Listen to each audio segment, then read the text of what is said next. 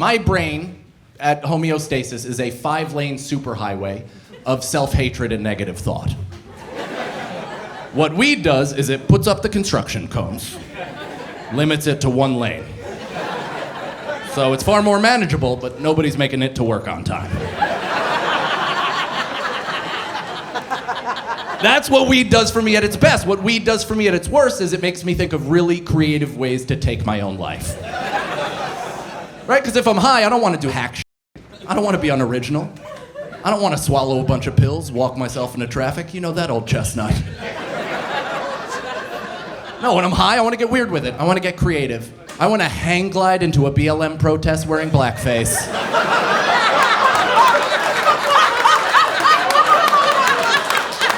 So I can get the beating that I deserve. Hashtag my life doesn't matter.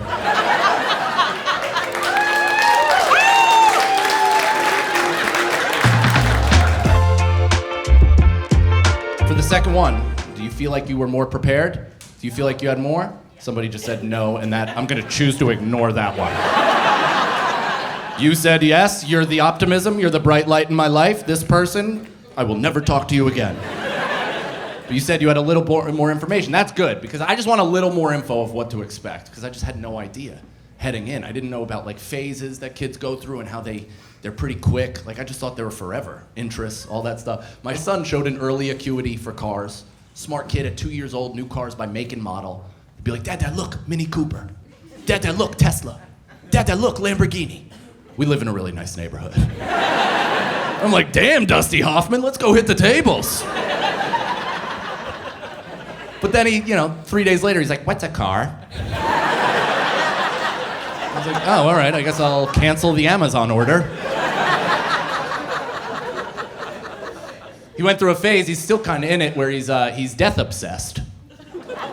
Which, that's super cool. Has anybody ever looked into the eyes of a smiling toddler as they're tickled by mortality? Yeah, he's kind of infatuated with the idea of death. We had a family friend die close to us. He knew him, so we had to explain what happened. And I just didn't anticipate just the sheer interest and kind of glee that my son has, knowing that this all shuts off one day. It's terrifying. Like, ever since he found that out, he still, to this day, comes into my room and he's like, Dad, you're gonna pass away. Oh, like, you better stop smiling or I'm gonna take you with me. He killed a bug in front of me, which again isn't newsworthy, but the way he did it was pretty unsettling.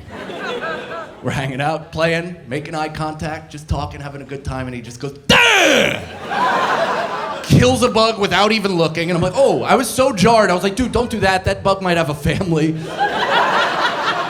I didn't know what to say. I was doing like empathy checkpoints in case he's the next Dexter. In case this is like bug to squirrel to human boy, you know what I mean? I'm like, dude, don't do that, it might have a family. And he looked at me and he goes, why did it die so easily? I was like, let me kind of organize my thoughts. Because again, I didn't anticipate that pouring out of your face. But I told him the truth. I was like, the reason why it died so easily is because it's a smaller animal than us. It can withstand way less impact because it has a frail exoskeleton. And he looked at me and he goes, I want a frail exoskeleton. And I was like, why? He's like, because I want to know what it's like to die. I go, do me a favor, go upstairs and tell that to your mother, because I'm on far too many edibles to field this conversation.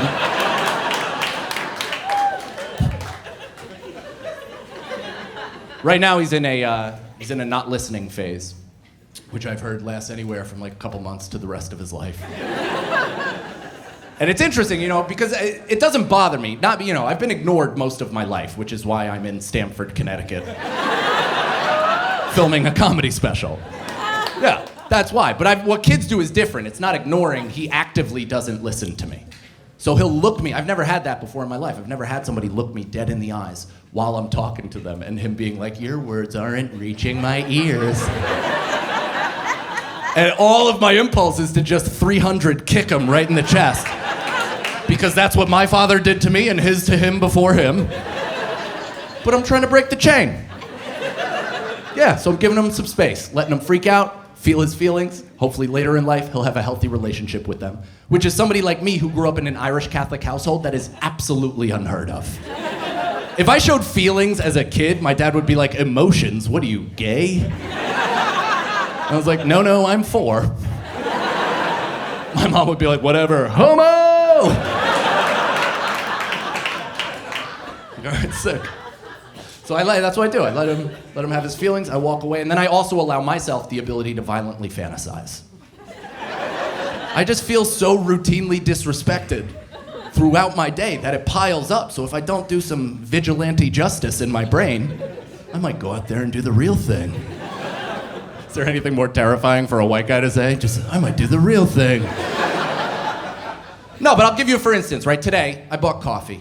Should be a nothing interaction, right? Gave the guy cash for the coffee, stuck my hand out for the change. He turned around, put the thing in the register, turned, saw my hand, slapped the change on the table, and then slid it right across to me. And in my head, I grabbed him by the back of his hair, slammed his head on the table until he was dead. And then when I didn't do it, I was like, what a good guy I am. And then walked out.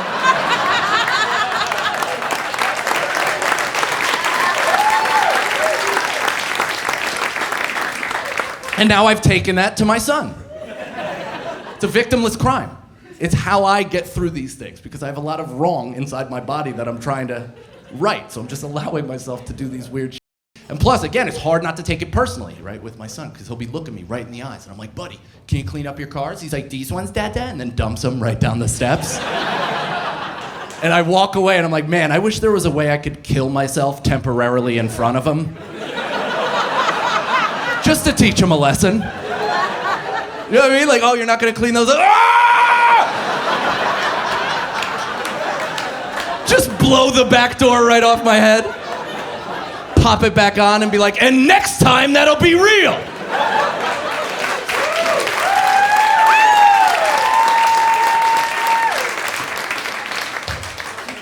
I deal with that, you know, the intrusive thoughts. You know, I think at this point in the set, you guys are pretty familiar with the fact that I'm mentally ill. Intrusive thoughts, depression, anxiety, all that stuff, I deal with it. You know, weed helps me personally. The way I describe weed, you know, for me, what weed does is my brain at homeostasis is a 5-lane superhighway of self-hatred and negative thought. What weed does is it puts up the construction cones, limits it to 1 lane. So it's far more manageable, but nobody's making it to work on time. That's what weed does for me at its best. What weed does for me at its worst is it makes me think of really creative ways to take my own life. Right? Because if I'm high, I don't want to do hack shit. I don't want to be unoriginal. I don't want to swallow a bunch of pills, walk myself into traffic. You know that old chestnut. No, when I'm high, I want to get weird with it. I want to get creative. I want to hang glide into a BLM protest wearing blackface.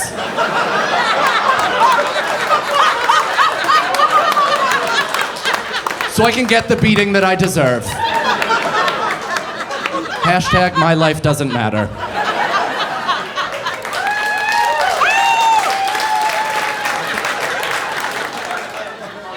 And these are all the things I'm trying to not pass on to my son. So I'm glad you said that there's more information. That's good.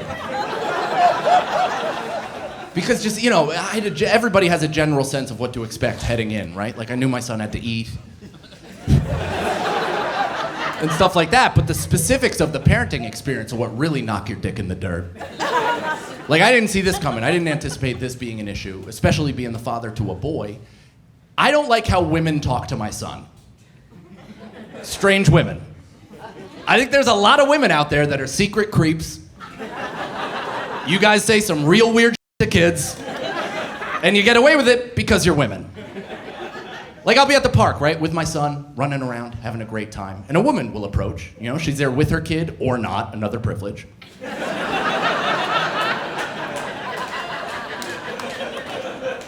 She'll walk up and be like, oh, is this your son? I'm like, this is my boy. She's like, he's adorable. He's adorable. He's a little charmer. He's a little flirt. He is a little flirt. Oh my God, he's flirting with me.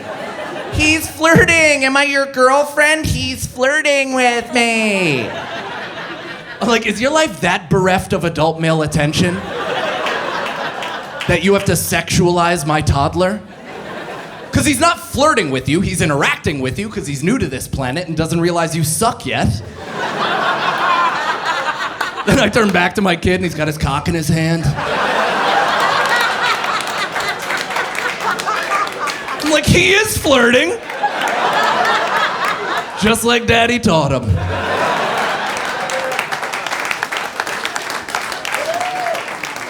Could you imagine if that was reversed, though?